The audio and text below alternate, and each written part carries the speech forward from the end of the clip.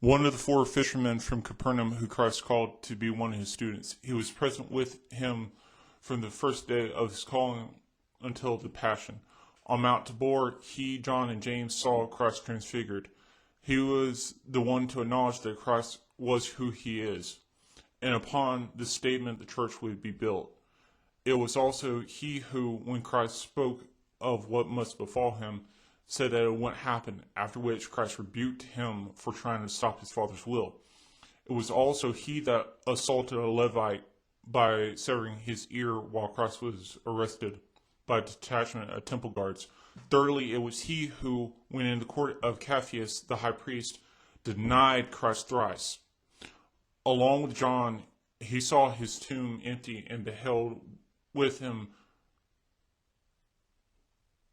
and nine other major apostles and two of the minor 70 disciples Christ resurrected. Between the second day of the Omer and the 42nd day of the Omer, he and 6 other apostles saw the risen Christ by Lake Tiberias. A few years later, Peter was shown in a vision that the way was not just for the Jew, but for the Gentiles as well, establishing a circuit. While being the leading pastor of the church, he would spend time in both the Holy City and in Antioch. This means that he became the first pope of the church. Pope means father, one who guides the church. It was his job as pope to keep all Messianic communities together, regardless of cultural and linguistic differences.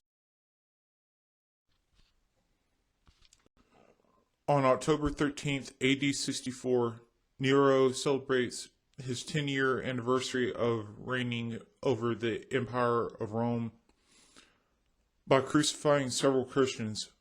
Peter requests those that crucify him to do so by turning him upside down.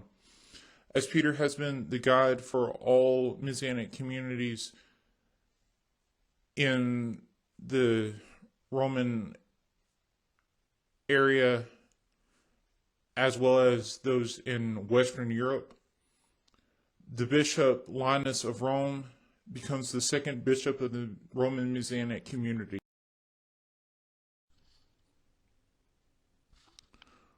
O Lord, who didst will that thy word should take flesh, a message of an angel, grant to us, thy supplicants.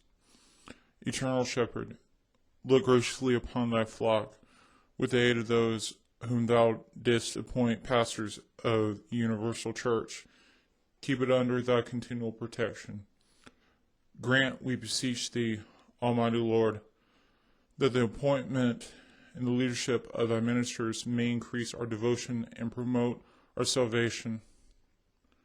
In other words, we humbly ask that you allow the ministers that you have called to help us grow our devotion to you and help us to promote salvation for others by leading them to your Son.